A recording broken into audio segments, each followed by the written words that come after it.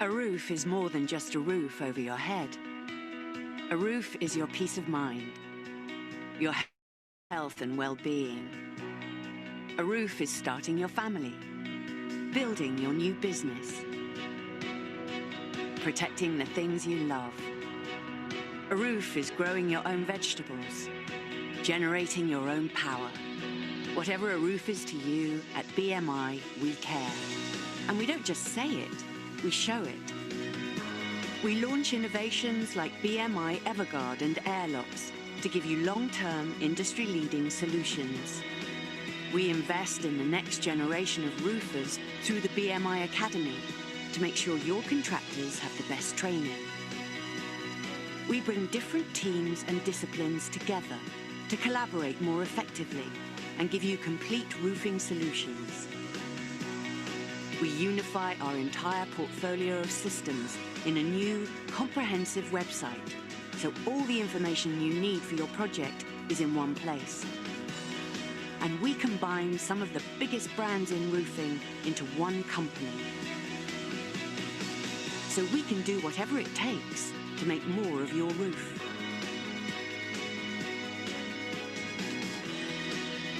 BMI, because it's never just a roof.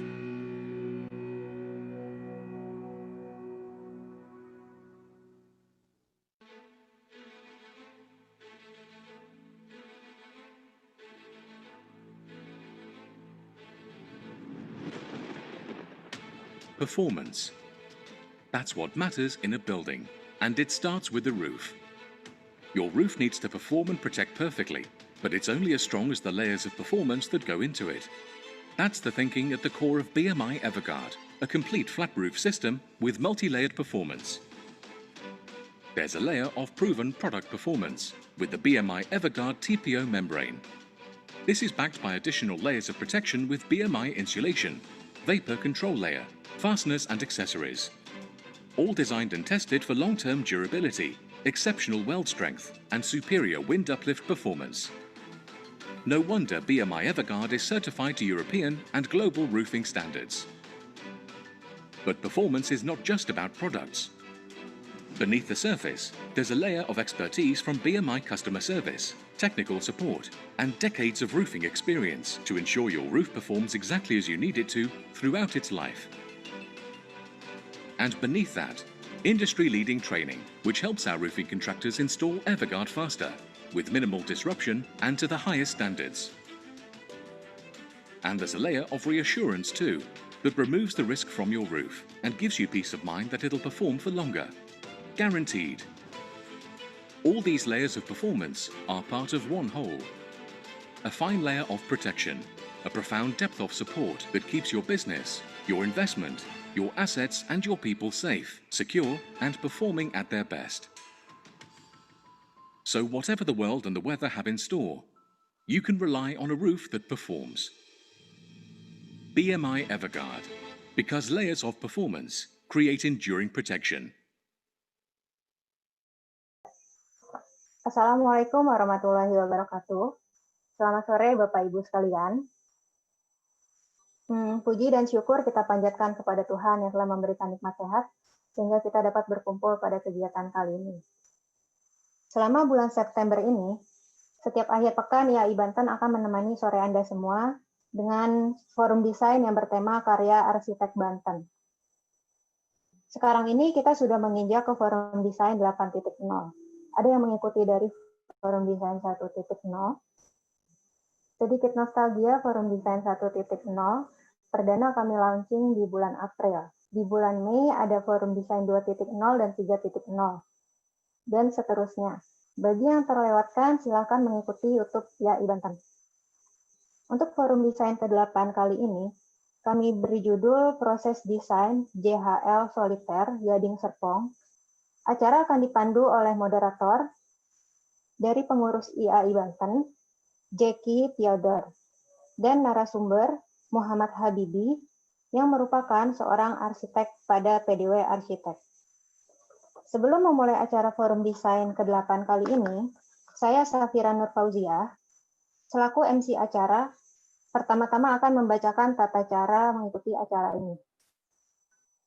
Pertama, silakan sesuaikan nama lengkap pada profil Zoom Anda saat ini dengan pendaftaran di awal ketika mengisi form registrasi, serta mematikan mikrofon Anda pada Zoom selama acara berlangsung. Kedua, peserta di Zoom dimohon untuk menampilkan kamera selama acara berlangsung untuk keperluan dokumentasi di media sosial IAI Banten. Ketiga, mohon pantau chatbot Zoom atau chat live streaming YouTube Anda karena akan ada link presensi acara yang diberikan oleh host untuk dilengkapi peserta yang hadir. Silahkan mengcapture diri sebagai bentuk kehadiran acara pada Zoom atau live streaming YouTube ini dan mengupload pada isian form tersebut. Keempat, bila ada kendala teknis dan pertanyaan lebih lanjut, dapat menghubungi nomor ofisial IAI Banten 0821 1281 3745. Kelima, mohon jaga tata tertib selama kegiatan ini berlangsung, karena kami siarkan juga atau live streaming di YouTube IAI Banten. Lalu untuk tata aturan mengajukan pertanyaan sebagai berikut. 1. Mengajukan raise hand pada bagian partisipan pada layar Zoom Anda. Untuk yang di YouTube, silakan ketik di chat live YouTube IAI Banten ketika sesi pertanyaan dibuka oleh moderator. 2. Satu peserta dipersilahkan mengajukan satu kalimat tanya. Jika lebih, pertanyaan tidak wajib dijawab oleh narasumber. Pertanyaan dibatasi 3 pertanyaan per sesi. 3. Peserta dapat memulai mengajukan pertanyaan setelah dipersilahkan berbicara oleh moderator, yang akan di-unmute oleh host. Demikian tata aturan acara yang sudah dibacakan dan yang dapat kita pahami bersama-sama. Sebelum memulai forum desain kali ini, saya mewakili segenap pengurus IAI Banten mengajak untuk bersama-sama kita hening sejenak untuk berdoa sekaligus bersyukur, berdoa bagi kondisi tanah air dari pandemik yang sedang mewabah di dunia, agar lekas berlalu dan kita semua dapat beraktivitas dan beradaptasi dengan keadaan. Tidak lupa pula kita mengucap syukur atas kesempatan kali ini sehingga kita dapat tetap berkarya dari rumah. Mendoakan pula para tenaga medis yang masih harus berjuang untuk membantu merawat pasien hingga saat ini. Hening dimulai.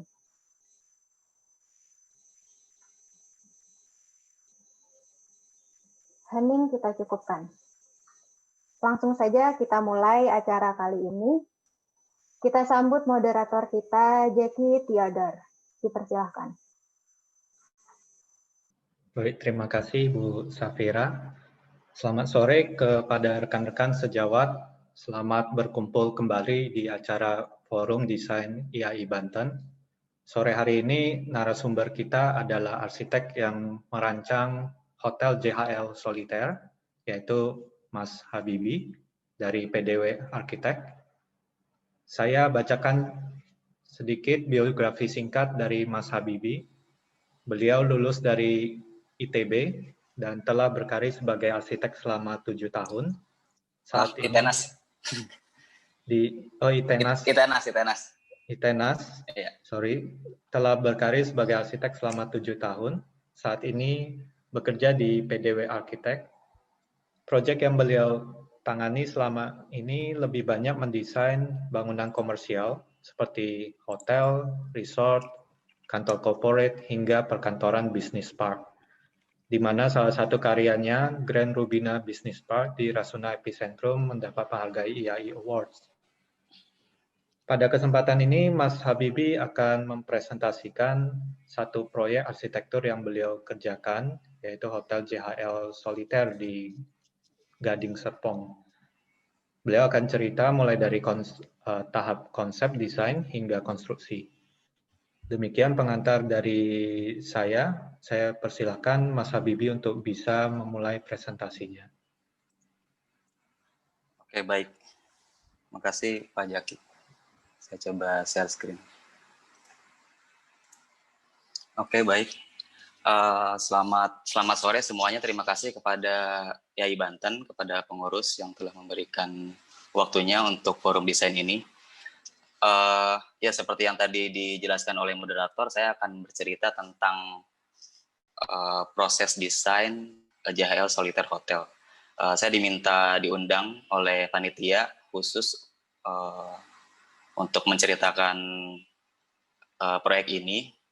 Jadi biasanya kan bercerita mengenai profil, terus proyek-proyek yang ditangani, banyak proyek gitu. Tapi karena satu proyek aja, saya rasa ini bisa menarik dalam waktu mungkin kurang dari 60 menit.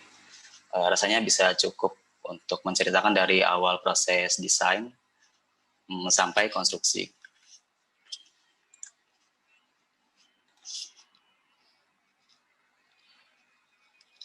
Iya, ini sekilas tentang Dia Solitaire Hotel. Jadi ada beberapa data-data dari mulai klien, kemudian prinsipal kami, Pak Ciko, desain director dari PDW, kemudian saya kebetulan menerima proyek ini pada saat 3 bulan baru masuk PDW, diberi kepercayaan oleh desain director. Kemudian saya juga dibawahi oleh senior, ada 2 senior, ada Enrico Tamrin, kemudian Andi Priatmoko. Kemudian ada beberapa konsultan di bawah, bisa dibaca.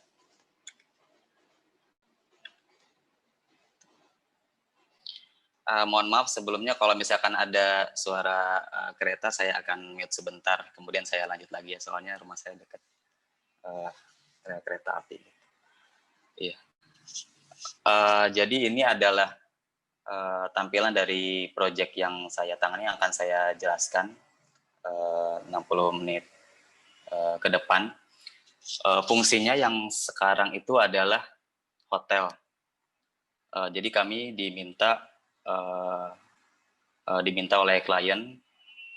Dari klien sendiri tidak memiliki visi yang tidak memiliki batasan atau fungsi yang jelas pada dasarnya. Tapi pada saat itu arsitek prinsipal kami diminta oleh klien membuat bangunan yang ikonik.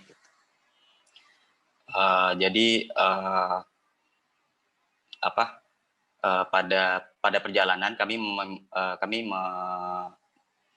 memiliki dinamika proyek ini yang sangat variatif, dimulai dari perubahan fungsi yang banyak, berganti-ganti fungsi, dari mulai dulu awalnya office, kemudian berubah menjadi F&B dengan bentuk yang seperti ini, kemudian pada akhirnya diganti menjadi sebuah hotel. Nah, pada saat klien atau mereka sudah memantapkan membuat bisnis hotel, tetapi tetap ingin memiliki bangunan yang ikonik, dan kami bertanya-tanya seperti apa sih bangunan ikonik gitu.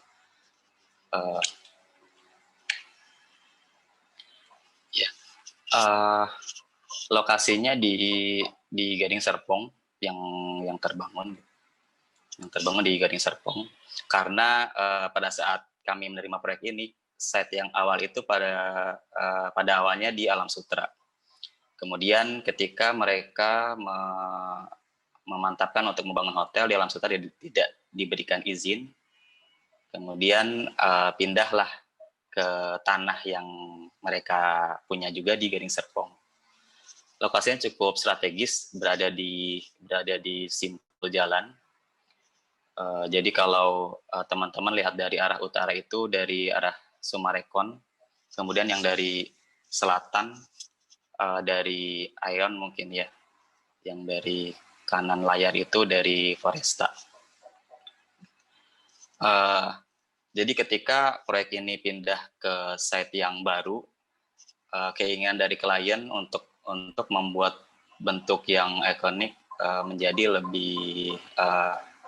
lebih diuntungkan dengan adanya 2 muka site. Kemudian publik pun bisa menikmati bangunan ketika berada di lampu merah. Dan juga kita memiliki potensi untuk memberikan sekalian yang baru dan memberikan keterbukaan di area simpul jalan itu. Itu yang pada awalnya kita jadikan konsep untuk menciptakan bangunan hotel ini. Ya, kami studi analisa sederhana. Jadi ada hotel apa aja yang sekitar area situ di Gading Serpong. Kurang lebih 10 km kami mendata ada hotel-hotel apa aja. Korelasinya untuk kita menawarkan kepada klien fungsi-fungsi apa aja yang bisa ditawarkan gitu. Tapi itu juga terkendala karena site-nya yang kecil, site-nya hanya 5.000 meter persegi. Kemudian mereka juga ingin punya ballroom dan hotel kamar yang banyak.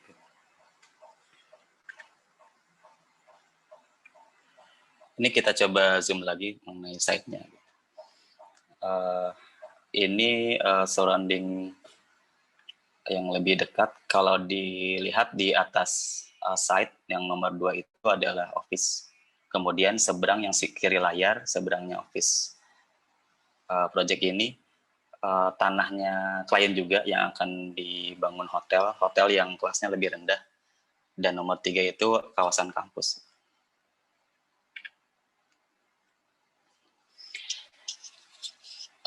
Ini foto setelah jadi sekitar 1 tahun yang lalu kami oleh fotografi diambil.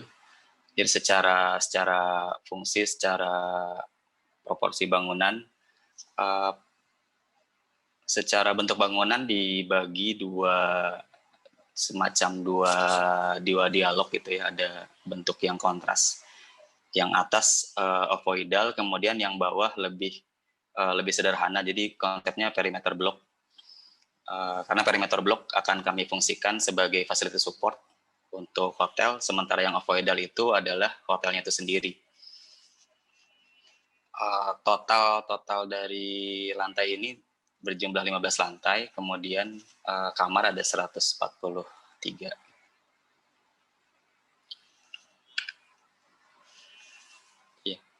Dari konsep-konsep yang kami gali, kami tidak berhenti untuk sekedar mencari bentuk yang ikonik. Ya sesederhana ketika mencari bentuk yang ikonik, ketika kita membuat bulat saja itu sudah rasanya di konteks Gading Serpong sudah jarang gitu ya. Dan kenapa tidak dilakukan? Karena itu sulit dan mahal. Ya tidak berhenti sampai bentuk eksteriornya aja, tapi spasial ruang pun kita coba olah. Ya kita coba olah seperti ini ruang koridor. Kita membuat void agar masing-masing lantai ada koneksi satu sama lain, ada visual yang menerus. Kemudian selain itu juga dari ruang dalamnya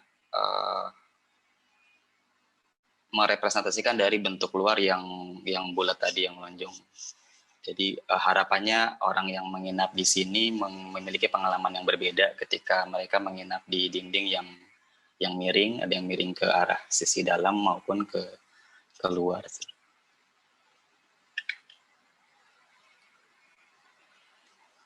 Ya, dialog bentuk yang ovoidal dan perimeter block di bawah ini juga didukung oleh fasilitas hotel. Ada kolam renang, kemudian ada roof garden yang berhubungan dengan ruang meeting di lantai yang sama. Jadi bagi pengguna ruang meeting bisa keluar, bisa beristirahat di roof garden ini. Kemudian adanya juga kolam renang yang selantai dengan all dining. Jadi ketika penghuni yang sudah dari hotel turun ke bawah bisa breakfast, kemudian bisa menikmati pemandangan di luar, ada kolam renang dan outdoor dining. Jadi seolah-olah bisa merasakan seperti di lantai dasar.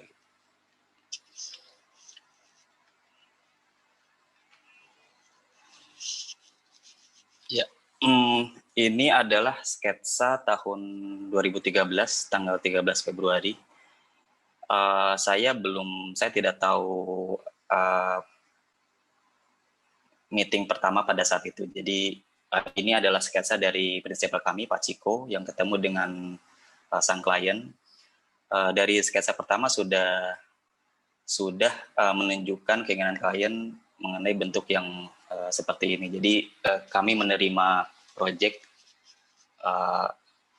yang sudah given ingin bentuk yang sculptural gitu. Yang saya ingat dari brief ini adalah dulu fungsinya bukan hotel seperti yang tadi saya jelaskan sebelumnya, adalah mungkin office yang akan disewakan atau dijual di bagian atas. Tapi yang awalnya klien inginkan itu adalah mereka punya bisnis showroom dan ingin memiliki tempat showroom yang representatif. Gitu.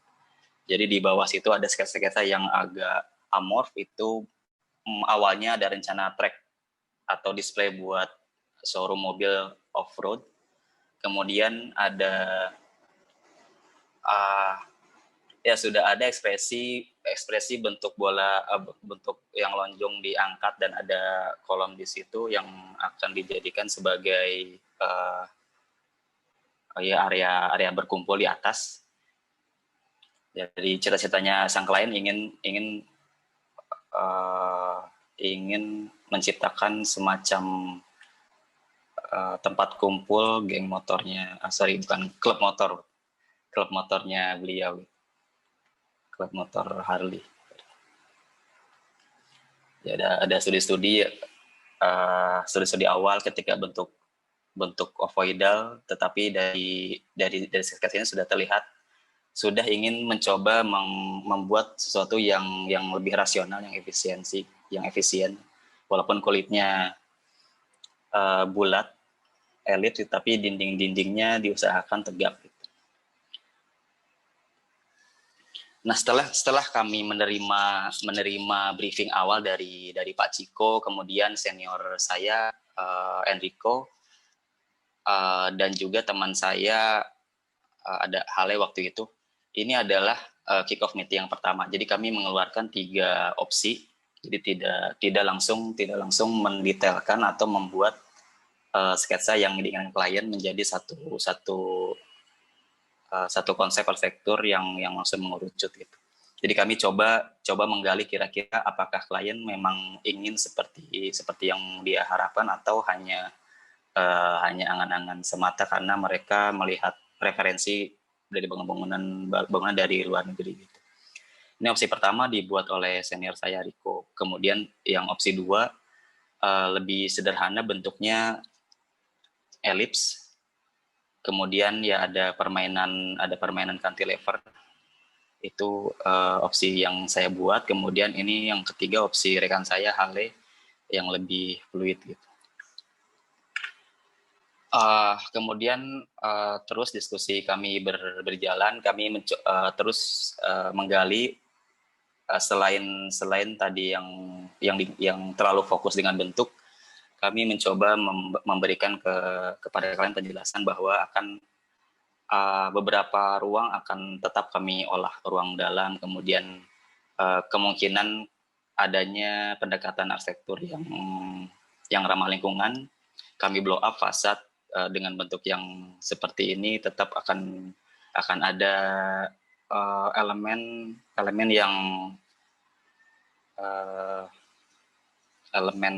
ya sirip penangkal sinar matahari gitu agar tanggap terhadap cuaca.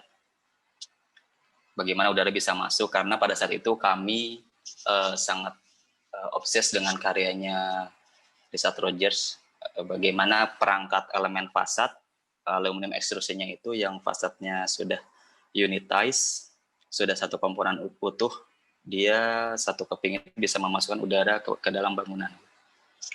Jadi dari situ apakah klien bisa menerima selain mereka menginginkan bentuk, atau mereka juga apakah bisa menerima konsep-konsep yang kami coba wacanakan lebih ke isu-isu lingkungan atau hemat energi. Ya tetap pada akhirnya klien memilih bentuk yang seperti ini. Yang klien yang akhirnya saya bisa baca dari keinginan klien yang paling jelas adalah mereka ingin bentuk yang ovoidal, kemudian ada cangkangnya. Cangkangnya tidak begitu diarahkan bentuknya seperti apa.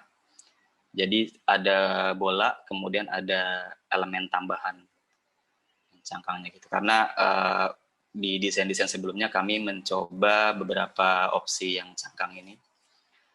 Kemudian base-nya itu tetap kami mencoba mempertimbangkan lagi nilai-nilai efisiensi. Jadi dalam 4 lantai pertama hanya berupa perimeter blok dari site di offset sesuai GSB sama jarak bebas yang sesuai. Kemudian fasilitas pendukung, back of house, kemudian ada juga parkir, ada ruang meeting. Ya bisa dimasukkan ke matching yang di bawah dengan ideal gitu. Sementara untuk yang kamar fokus di bentuk yang ovoidal itu. Ya selain ada kamar, yang paling atas juga tetap harus ada ballroom gitu. Nah itu ya tantangan juga buat kami bersama tim. Ini sekedar apa?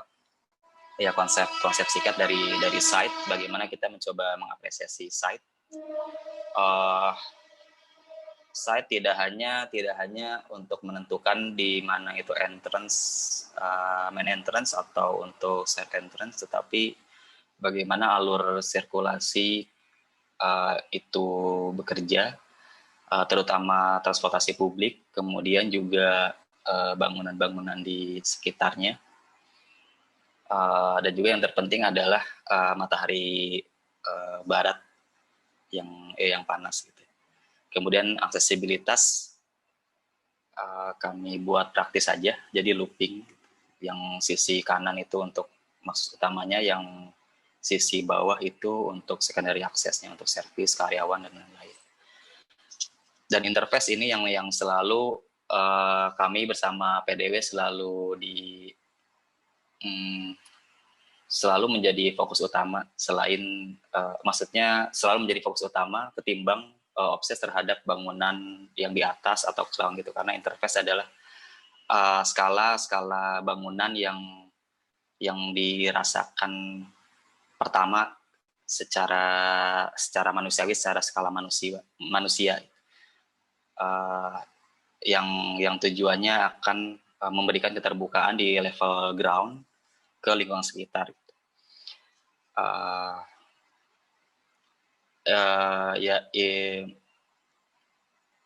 Strateginya adalah memberikan keterbukaan yang seluas-luasnya, kemudian bagaimana level ground itu ramah terhadap pejalan kaki, dan juga masalah safety dan security, karena dengan kita membuka di level ground, kemudian kita menempatkan fungsi yang mungkin bahkan aktif sampai malam, itu akan menjadi security security tersendiri.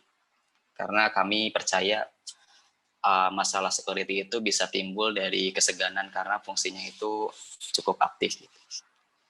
Kemudian yang ikonik, ya kita simpanlah si bentuk ovoidal itu di atas. Ya mungkin secara skala bisa seperti yang gambar di kanan itu. Kalau misalkan ada 2 masa yang kotak, skalanya ya seperti kita di kota di SCBD, atau kalau di luar negeri mungkin yang banyak high rise di New York atau Shanghai, yang mungkin skalanya kita melihat ke atas, tapi dengan kita membentuk skyline mungkin agak ada skala yang berbeda, yang lebih subtil, yang lebih halus gitu. Ini pendekatan proporsi. Jadi kami mencari batasan ketika membuat ovoidal itu, batasnya sampai mana. Maksudnya akan bisa tidak yakin ketika kita diberikan kebebasan. mengenai bentuk yang bakal icon gitu. Di Indonesia tidak ada rumus yang jelas, hanya mungkin kepala, badan, kaki karena berbasis feel ya kalau di Indonesia. Tapi kalau ya yang ada tetap menggunakan Fibonacci. Kemudian yang bawah itu adalah rumus Golden Egg. Jadi saya mencari sumber rumusnya bagaimana sih membuat bentuk telur itu, apakah ada, ternyata ada gitu. Nah, pada saat inilah di PDW proyek ini selalu disebut-sebut telur-telur gitu. Ya ini pengaplikasian terhadap tampak sih, yang karena kami terbatas dengan software atau 3D software untuk yang parametrik. Jadi ya masih bisa dilakukan juga secara tampak, kemudian diaplikasikan ke 3D yang lebih sederhana. Pada saat itu SketchUp dan 3D Max.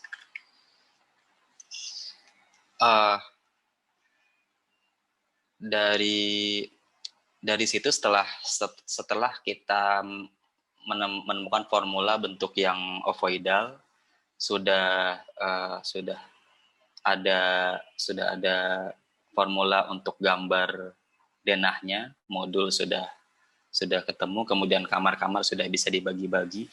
Kami kembali ke isu masalah skin bangunan itu sendiri. Jadi kami mencoba melempar lagi, karena ini dari prosesnya cukup panjang, sempat hold, mungkin klien agak-agak lupa atau klien mungkin tersadar bahwa proyek ini akan sangat mahal, mereka akan berinvestasi yang besar hanya untuk sekedar cangkang. Jadi kami membuat alternatif lagi untuk fasadnya. Untuk form tetap sama, tapi fasadnya untuk yang pertama hanya tidak ada cangkang, hanya kaca aja. Mungkin akan invest banyak di produk kaca yang lebih tahan panas, yang UV sama SC-nya bagus. Kemudian yang kedua, tetap alternatif yang klien suka. Yang ketiga, kita fokus memberikan sirip di bagian depannya aja. Nah, yang sketsa-sketsa sebelah kanan itu adalah momen di mana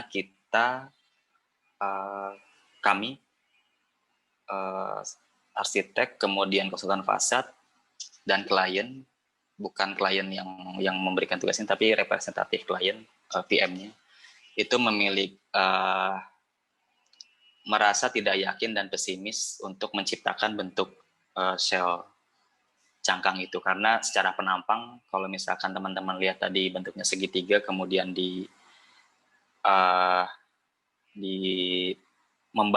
membalut si bentuk telurnya, akan sulit membayangkan kira-kira material apa yang bisa seperti itu. Apakah ACP, aluminium sheet, atau aluminium extrusion, atau bahkan suatu elemen yang bisa disusun-susun berupa segmentasi yang banyak, dan itu pasti tidak akan sama dengan yang kami gambar, yang kami render gitu. Jadi muncullah opsi yang sebelah kanan layar ini.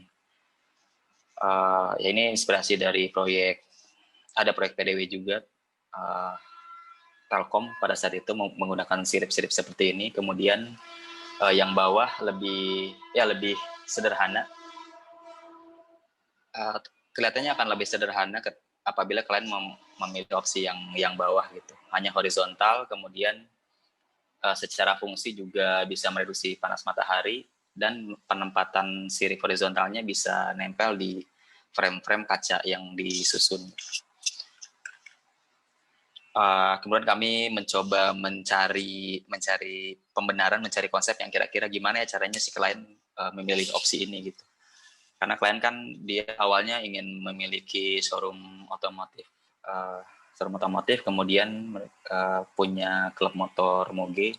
Jadi dimasukkanlah konsep-konsep yang ya ada movement, fast, aerodinamik, yang seperti itu. Kemudian ini sketsa dari senior saya, Pak Andi, menggantikan Riko pada saat itu. Ini lebih wise lagi, jadi berupa parapet dinding dan kaca-kaca di antaranya gitu. Ya, tapi tetap klien ingin desain yang seperti ini. Ya, seiring berjalannya waktu yang seperti yang telah tadi saya sampaikan, ya kita sudah bertemu dengan konsultan fasad, kemudian dari segi arsitekturnya dari PDW sudah membuat bangunan ini berbasis modulasi. Dari jajaran kolom-kolom itu adalah 8,4 meter yang habis dibagi 1,2 untuk kacanya. Dalam satu modul dan satu traffic kolom itu bisa untuk 2 unit. Dan parkir pun bisa cukup efisien. Jadi secara denah itu cukup membuat satu sisi kemudian bisa di-mirror ke atas secara denah. Tapi secara tampak, secara potongan itu cukup banyak memakan waktu.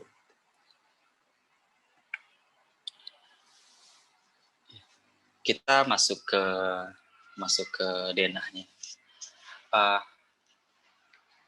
Seperti yang dijelaskan tadi, untuk akses masuk utamanya ada di atas layar itu, kemudian yang bawah adalah skenario aksesnya untuk karyawan dan servis. Kemudian sirkulasinya sederhana, kalau masuk dari atas belok ke bawah, kemudian belok lagi dan ke bagian belakang untuk masuk ke parkir yang ke bawah maupun yang ke atas. Untuk lift, core, tangga kebakaran kami simpan paling belakang karena sudah disiapkan agar area depan itu bisa cukup leluasa untuk menciptakan ruang yang open, yang terbuka, yang lebih fleksibel, dan juga adanya ballroom. Sementara tangga darurat yang kedua kami tempatkan di tengah sini. Karena kami langsung memproyeksikan bahwa di atasnya akan ada kamar yang double loaded gitu. Sebenarnya single loaded tapi mengelilingi masa bangunan ini. Ini pemandangan di level lantai dasarnya.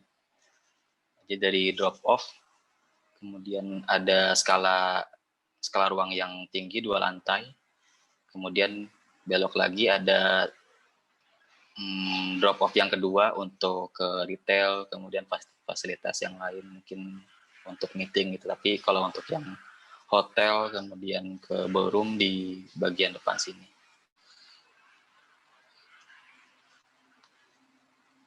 Ini visual yang lainnya.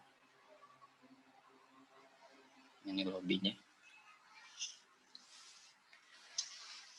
Untuk denah mungkin saya coba cepat-cepat aja ya. Ini lantai mezanin, kemudian ini lantai 2. Parkirnya hanya ada 2 di basement dan di lantai 2. Ini lantai 3 fungsinya sebagai all dining. Ya, ini visual interiornya. Kemudian lantai 4 untuk spa oleh konsultan spa dari Aulek. Bentuknya menyesuaikan lebih fluid. Dan ini suasana ruang dalamnya.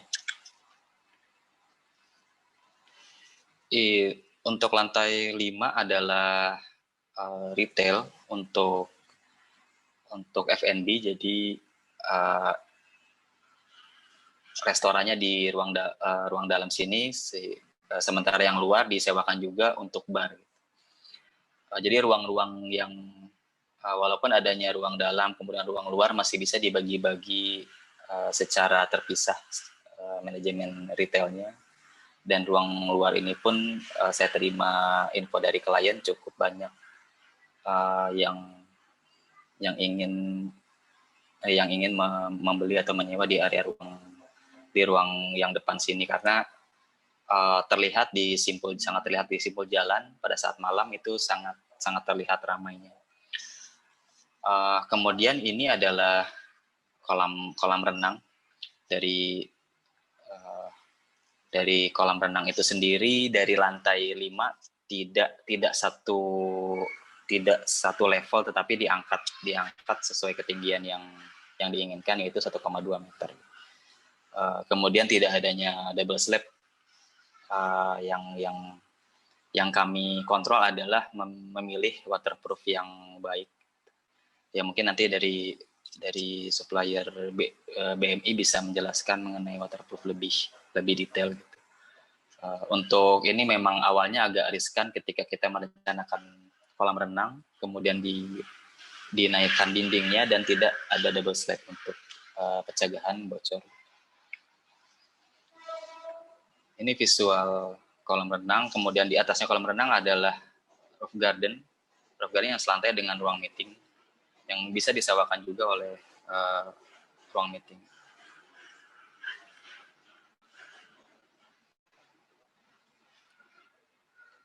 Ada ruang meetingnya, roof garden.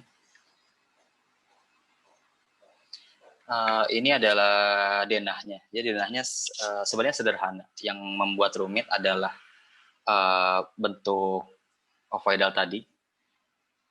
Jadi ketika ada perubahan lantai atau perubahan potongan, otomatis outline ini akan berubah. Gitu. Tapi susunan ruang semuanya diupayakan sama. Bentuk void kami coba hadirkan adanya void di tengah ruangan ini agar bisa mengalami ruang dari level manapun.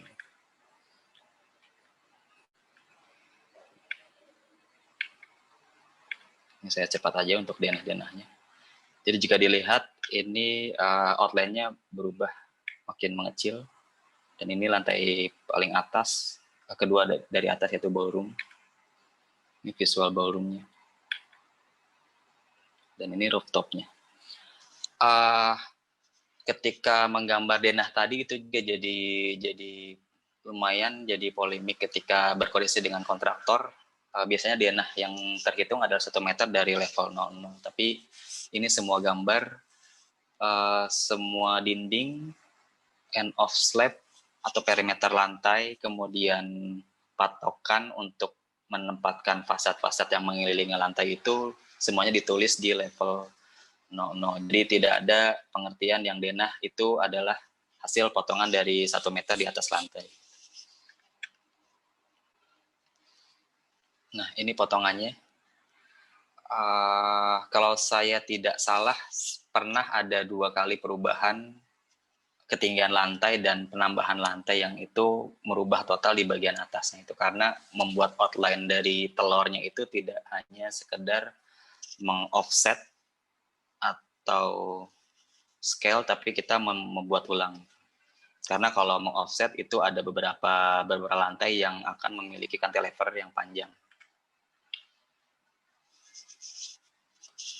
Nah, ini sistem konstruksinya. Oke, waktunya 18 menit lagi ya.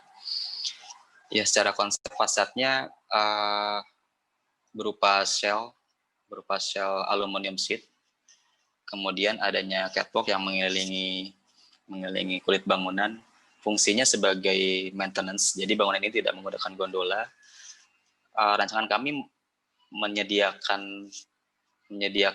railing untuk keamanan, tetapi ketika sudah jadi, klien tidak menginginkan railing itu, dan untuk faktor security-nya menggunakan pin kabel yang bisa ditempelkan di bawah, ada rel di bawah sini. Yang banyak miss atau yang jeleknya di sini adalah kami tidak begitu memperhatikan secara 3 dimensi atau di berbagai sisi. Jadi ketika mereview dari gambar-gambar fasad hanya melihat 3D modeling dan detail-detail dari fasadnya gitu. Seperti yang detail-detail seperti ini sebenarnya dari arsitek bisa, walaupun ini adalah skupnya fasad, tapi dari arsitek bisa mempropose join atau bracket yang bisa lebih baik gitu. Karena kalau misalkan dilihat di sini adalah bracket yang sederhana, walaupun materialnya galvanis, tahan cuaca, tahan karatan, tapi ketika ada penyesuaian ukuran yang tidak sesuai, tidak bisa terhindar dari las-lasan. Nah, faktor welding atau las itu bisa merusak dari galvanis itu sendiri, dan juga tampilan dari bracketnya sangat jelek ketika kita melihat dari dalam bangunan. Sebenarnya itu bisa kita propose, bisa kita desain bentuk yang mungkin lebih ada desain, ada sentuhan desainnya seperti bracket sepeda atau bracket motor yang lebih baik gitu. Dan bisa kita propose juga menggunakan finishing yang baik, mungkin powder coating dan berwarna, tidak bare seperti ini. Detailnya seperti ini. Jadi kita berawal dari penampang segitiga, kemudian ada kotak yang panjang ini adalah sambungan yang menuju ke struktur yang akan memegang si cangkang ini. Jadi yang segitiga nempel ke yang kotak, kemudian yang kotak dipegang oleh bracket siku nempel ke IWF yang catwalk tadi. Ini beberapa sampel mock-up, jadi dari konsultan fasad memberikan kira-kira joinmentnya seperti ini. Ketika melihat mock-up seperti ini, rasanya sudah cukup optimis, tetapi ketika dilihat lebih lanjut, yang atas ketika kita menentukan join semuanya di satu titik, itu akan memberikan sambungan-sambungan yang sangat banyak gitu, ketimbang kita memilih yang bawah. Jadi kita membuat modul yang satu keping modul yang menjadi simpul gitu. Kemudian ini kita melakukan performance tes kebocoran, tes angin juga di Cina. Nah, itu adalah hasil sketsa modifikasi bagaimana kita menentukan modul-modul sel tadi. Jadi yang biru itu adalah satu modul dibuat yang sudah memiliki ada 6 cabang, kemudian yang merah-merah dihubungkan ke masing-masing modul yang akan bercabang itu. Kalau misalkan semua garis diagonal, vertikal, horizontal itu dihubungkan di satu titik, itu akan membuat banyaknya sambungan dan kemungkinan miss-nya atau tidak rapinya sangat besar. Gitu. Ini adalah satu lembar untuk sel. Nah, jadi kami akhirnya kami tim arsitek, semua arsitek fasad kemudian klien ketika mengunjungi factory visit yang terakhir memiliki kepercayaan optimis kembali untuk menciptakan fasad ini ketika melihat mock-up yang sudah jadi gitu. Jadi ketika awalnya kita ada beberapa opsi, apakah ini ACP yang sudah pasti ada sealant dan modulnya pun terbatas, panjang-panjangnya ACP hanya 2,4, kemudian sempat ada wacana menggunakan pipa karena pipa mudah di-bending. Kemudian aluminium extrusion adalah seperti adonan aluminium yang dimasukkan ke cetakan yang dia menjadi frame gitu. Nah, itu susah di bending juga, tetapi ini dibuat seperti kita menggunting ya kertas-kertas kemudian dilem disusun menjadi seperti ini, tapi dengan material aluminium dan dimensi yang sangat besar gitu. Iya, pada prosesnya pasti banyak masalah. Ada sambungan yang tidak align. Dari kontraktor juga meminta untuk toleransi 3 cm. Saya pikir waktu itu 3 cm rasanya dengan dilihat dari skala jauh tidak masalah. Dan hanya 3 cm itu kalau penampangnya segitu mungkin masalahnya hanya renggang 3 cm. Tetapi yang miss adalah ketika dia puntir seperti ini gitu. Nah, itu yang miss di situ. Ya, kalau yang vertikal ini saya pribadi tidak begitu main ya kalau yang ini, karena bisa ditutup oleh sealant. Sementara yang kiri layar itu yang tadi saya maksud yang puntir, dan itu sangat jelek sekali. Nah, ini saya coba foto yang garisnya lurus nggak sih gitu, line nggak sih gitu. Ya, tapi kalau dilihat dari luar sih, dari jauh sebenarnya oke-oke aja gitu. Cuman masalahnya kan yang menikmati adalah tamu yang menginap di hotel ini, yang melihat detail fasad dengan jarak yang dekat. Itu yang ya itu yang miss, yang nggak bisa,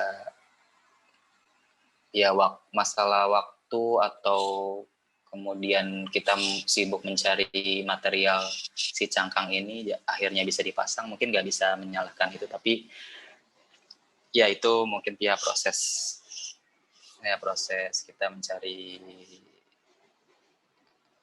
kita proses menjalani project.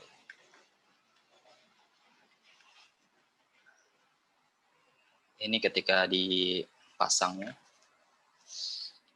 saya akan coba memberikan ada hal yang cukup saya impress terhadap sistem fasad ini. Sistem fasad, kalau teman-teman cukup familiar, ada yang stick system, kemudian ada juga yang unitize. Yang stick system adalah frame-frame yang disusun dahulu, kemudian kacanya ditempel satu di masing-masing frame itu. Sementara unitize adalah kaca yang sudah dibungkus oleh frame di keempat sisinya, kemudian disusun satu sama lain seperti Lego gitu. Tetapi ini adalah sistemnya semi-unitize, jadi yang ada sticknya dan juga ada unitize. Yang sticknya yang saya beri nomor 1 itu sticknya, frame yang panjang itu disusun terlebih dahulu, mengikuti gambar koordinat yang benar, kemudian yang unitize adalah urutan nomor 2 sampai ke nomor 4. Yang unitize adalah yang nomor 2 kaca double glass, itu sudah terlihat ada airspace-nya. Kemudian yang nomor 3 adalah bracket 5 cm mungkin ya, 10 cm yang disusun per 1 meter atau per 1,2 meter mengelilingi gitu. Yang memegang cantolan ke kaca. Kemudian ke nomor 4 adalah yang memegang cantolan itu ke stick sistemnya. Kemudian dibaut dan ditutup oleh elemen yang terakhir adalah yang nomor 5 itu. Dibuat curve agar tidak begitu bulky dan tidak menggunakan sealant, cukup dibuat gap aja gitu. Karena ada beberapa gap ini sengaja dibuat untuk mempersiapkan penyesuaian ketika kaca ada yang kurang miring, atau ada yang kurang pas gitu.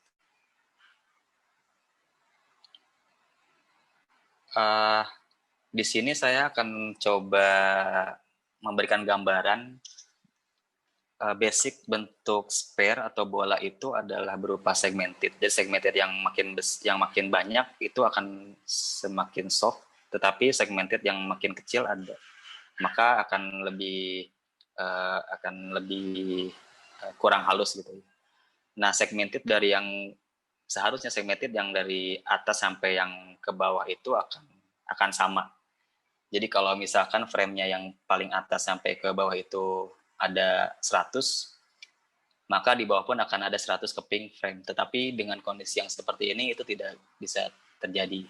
Jadi ketika kita bermula di level yang bawah dengan modul yang sama per 1,2 meter, tapi pada saat di atas itu mungkin akan sangat kecil sekali untuk fasadnya gitu. Jadi ya ini disesuaikan aja sebagaimana pasnya si kaca bisa berdiri, kemudian agar bisa pas satu sama lain. Dan juga tidak sesederhana memasang kaca itu dia align dengan transom atau mullion. tetapi ada kemungkinan juga dia miring dan ketika di bawah dia dekat ke perimeter luar, tetapi ketika di atas dia dekat ke perimeter dalam gitu. Agar si kacanya yang modul-modul mungkin ada yang trapesium itu bisa pas. Jadi bisa sekasar itu. Kalau saya tidak menemukan blow up denah ketika disusun itu seperti ya radial gitu, tidak halus. Makanya ada detail yang seperti ini. Ketika kaca yang satu di depan dan kaca yang di sebelahnya ada di belakang. Ini detailnya. Nah, ini yang stick system tadi. Ya ada beberapa frame yang tidak tepat di atas slab, ada juga yang di atas slab. Dan bisa tertolong oleh bracket yang bisa di-adjust atau bracket yang sudah besar ukurannya.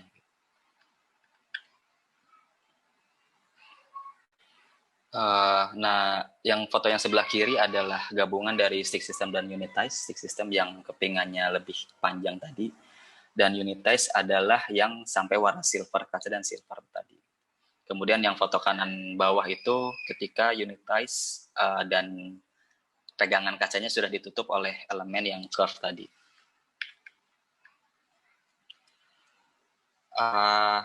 Ini detail yang lainnya. Jadi detail ketika shell kemudian ditopang oleh catwalk dan menumpuk kepada slab, dan juga bagaimana kita merancang aluminium fasadnya atau frame fasadnya, frame kacanya. Desain awalnya itu kami membuat frame-framenya bentuknya jajar genjang. Jadi ketika framenya miring, mengikuti kemiringan kaca akan di-cut sesuai level, sesuai permukaan lantainya. Tetapi ketika melihat di sini ada bentuk yang lingkaran, nah itu adalah slot yang dimasukkan kepada dudukan. Jadi ketika ada yang miss itu bisa di-adjust. Ketika sudah pas baru dibaut gitu. Yang merah ini yang saya tandain merah ini adalah garis unitize tadi. Sehingga sementara itu yang garis panjang, yang bidang yang lebih lebar itu adalah aluminium stick tadi. Nah, beberapa sisi ditemukan detail-detail yang seperti ini. Ada kaca yang tidak kena slab, ada kaca yang mampu di atas slab. Ketika kaca yang tidak kena slab atau di luar dari beton disambung oleh baja tambahan, kemudian di cover oleh ACP. Dan juga ketika detailnya seperti ini sudah perlu elemen tambahan. Jadi elemen tambahnya adalah fire stop agar api tidak bisa melintasi slab gitu. Jadi dicegah oleh fire stop yang di luar slab itu sendiri. Ini yang lebih ekstrim lagi. Ini adalah detail yang hampir kurang dari 45 derajat. Ini kemiringan di atas bentuk bolanya itu yang ruang ballroom. Nah, ini yang tadi benda unitize tadi yang bisa di-rotate, yang bisa di-adjust ketika kemiringannya tidak pas. Baik slotnya maupun dudukannya. Seperti ini. Kemudian ini ya dari sisi luarnya. Ya, kami merasakan sangat banyak susah payahnya. Jadi ini adalah ini elemen buat penutup agar air tidak masuk. Jadi bukan fasad. Bidang-bidang ini dibuat hanya untuk bekerja lebih nyaman dan air tidak masuk. Menggunakan akrilik dan juga hollow gitu. Nah, ini adalah sistem fasad yang sebenarnya. Ini ruang dalamnya ada detail tambahan, tidak berhenti sampai stick system dan unitize, tapi kita juga memikirkan bagaimana blind itu bisa bekerja dengan baik. Seharusnya kita bisa mempertahankan konsep yang pertama, yaitu menggunakan sling yang agar lebih slim, lebih transparan gitu, ketimbang kita memakai bentuk yang seperti ini. Karena bidangnya sangat besar dan juga tidak tipis framenya. Ya, pada prosesnya kami ada beberapa koordinasi, beberapa arah antara kontraktor, antara konsultan fasad dengan kami. Begitupun juga dari kami internal, asistensi kepada senior, juga kepada prinsipal, bagaimana kita berkoordinasi agar semua berjalan dengan baik. Ini adalah salah satu bentuk hasil review dari kami yang dikasih kepada kontraktor maupun konsultan yang lain ke fasad atau struktur ME.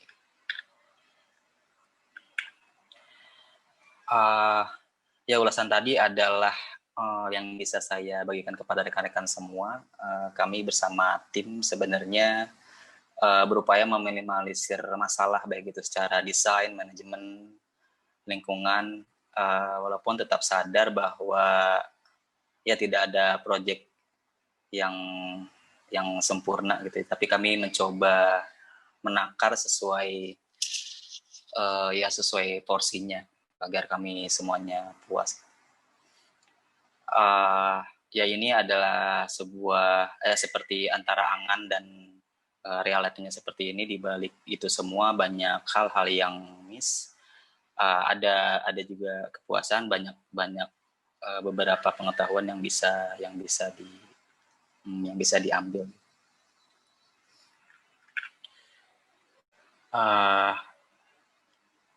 Ya,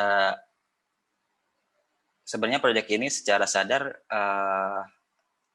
ingin menciptakan sesuatu yang ikonik sebagai landmark, gitu, sebagai penanda kawasan, dan harapan bisa berperan positif bagi lingkungan dan turut mempercantik wajah kota. Jadi ketika melihat banyak orang yang mengambil foto ini, ya mungkin mereka aware tentang adanya arsitektur gitu. Ya, walaupun kami tidak obses untuk menciptakan sculpture bentuk yang hanya dinikmati oleh dari eksterior aja, seperti patung atau sculptural, tapi kami juga mencoba menyentuh bagian-bagian ruang dalam, spasial ruang yang tadi kami sampaikan, dan tim PDW juga selalu fokus kepada masalah interface di ground floor, kemudian ruang-ruang yang bisa difungsikan di setiap levelnya agar orang yang dari atas tidak harus turun sampai lantai dasar untuk keluar, bisa berhenti dulu di level-level middle. Ya, baik, dari saya itu aja. Terima kasih semuanya.